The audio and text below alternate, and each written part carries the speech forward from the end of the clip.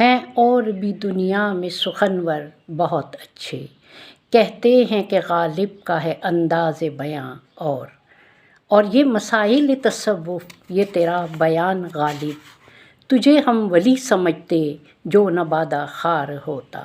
یہ اشعار ایک عظیم شاعر نے خود اپنے بارے میں کہے جو بالکل مبنی بر حقیقت ہیں۔ وہ شاعر جو کل بھی غالب تھا، آج بھی غالب ہے۔ نہ صرف یہ بلکہ اپنے کلام کے بارے میں پیشن گوئی بھی کر گئے۔ شہرت شعرم بگیتی بعد من خواہد شدن۔ سچ تو یہ ہے کہ 19ویں صدی کے آغاز میں شاعری کرنے والا آج 21ویں صدی میں بھی زندہ و تابندہ ہے، جس کا کلام سن کر آج کا انسان بھی یہ کہنے پر مجبور ہے کہ دیکھنا تقریر کی لذت کہ جو اس نے کہا، دیکھنا تقریر کی لذت کہ جو اس نے کہا، میں نے یہ جانا گویا یہ بھی میرے دل میں ہے۔ غالب کو غالب کس نے بنایا؟ دراصل کسی بڑے شاعر کے کلام کو سمجھنے کے لیے ضروری ہے کہ اس شاعر کی سوچ، فکر اور ذہنی سطح کے بارے میں جانا جائے۔ اسی طرح ان حالات اور واقعات کا جاننا بھی ضروری ہے جن میں وہ پیدا ہوا، پلا بڑھا اور جس کے اثرات نے اس کی شخصیت، دماغ اور سوچ و فکر کے زاویے متعین کیے۔ شاعری دراصل حقائق کی سچی تصویر کشی کا نام ہے۔ فن کے ناقدوں کا خیال ہے کہ شاعری زندگی کی تفسیر ہے، اور جب اس تفسیر میں انسانی جذبات اور تخیل کی آمیزش ہو تو یہ پیغمبری کا درجہ حاصل کر لیتی ہے۔ پیغمبری سے مراد میسج ہے، یعنی پیغام رسانی۔ اس حقیقت کی روشنی میں اگر ہم دیکھیں تو ہر بڑا شاعر اپنے دور کا نمائندہ اور میسنجر ہے۔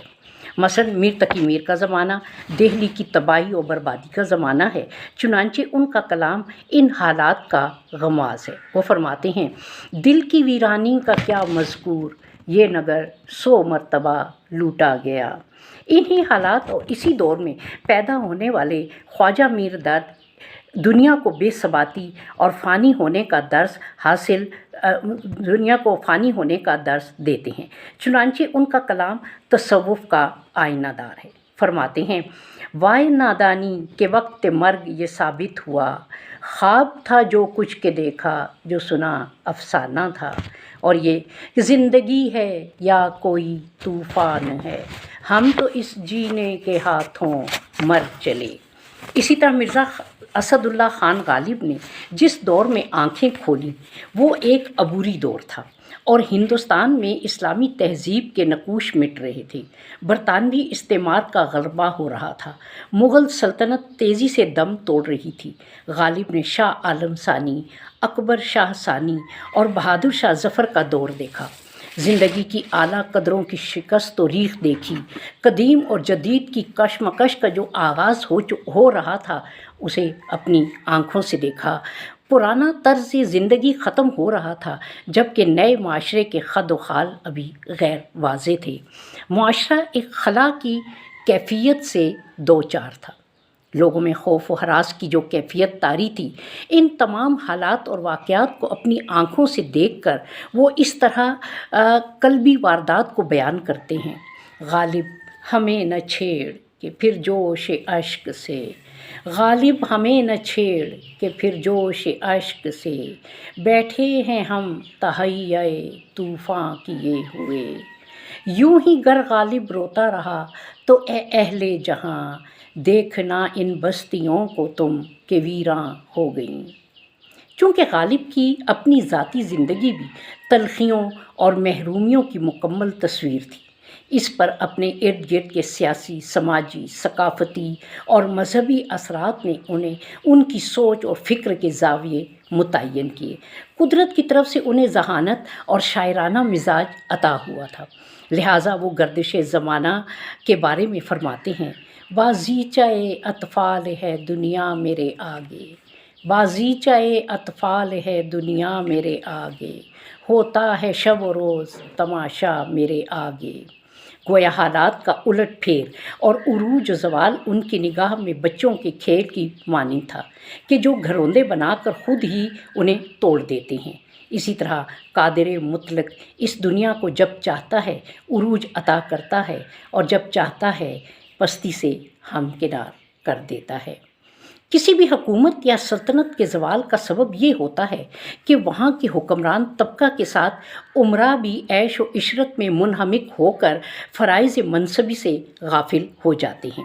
غالب کا زمانہ بھی ایسی حالات کا عکاس تھا، جب صاحب ثروت مسلمان اپنے انجام سے غافل ہو کر تن پرستی میں مصروف تھے، بیکار اور بے معنی مباحثوں میں وقت ضائع کر رہے تھے۔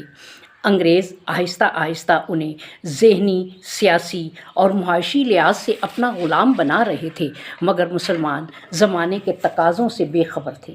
کبوتر بازی، مرغ بازی اور پتنگ بازی محبوب مشغلے بن چکے تھے۔ امراء کی اخلاقی پستی کا یہ عالم تھا کہ اپنے بچوں کو مجلسی آداب اور علوم کے حصول کے لیے طوائفوں کے پاس بھیجتے تھے۔ شاعری اور موسیقی کا بازار گرم تھا۔ ہر دولت مند آدمی کے ہاں شاعری کی محفلیں منعقد ہوتی تھیں۔ بزرگان دین کے مزاروں پر قوالیوں کی محفلیں منعقد کی جاتی تھیں۔ غالب کی ابتدائی زندگی اسی عیش پرستی کے ماحول کی آئینہ دار ہے۔ جس ماحول میں ان کی پرورش اور تربیت ہوئی، اس کے اثرات نے ان کی شخصیت پر کوئی مثبت اثر نہیں ڈالا۔ وہ طبیعت کے لحاظ سے لاابالی تھے۔ مذہب اور دین کا شائبہ ان کی شخصیت میں نظر نہیں آتا تھا۔ اپنے بارے میں خود فرماتے ہیں، جانتا ہوں ثواب طاعت و زہد لیکن پر طبیعت ادھر نہیں آتی۔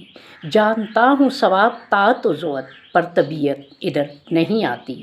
نہ صرف یہ اعتراف بلکہ اپنے ارد گرد کرداروں کی دو رنگی اور ریاکاری، واعظین کی جھوٹی واعظ و نصیحت اور مذہب کا پرچار انہیں دھوکہ اور فریب لگتا ہے۔ اسی لیے فرماتے ہیں، واعظ نہ تم پیو نہ کسی کو پلا سکو، واعظ نہ تم پیو نہ کسی کو پلا سکو، کیا بات ہے تمہاری شراب طہور کی۔ اپنی فطری جستجو اور تحقیقی صلاحیتوں کی بنا پر انہوں نے اپنے لیے ایک الگ ہی راہ متعین کر لی۔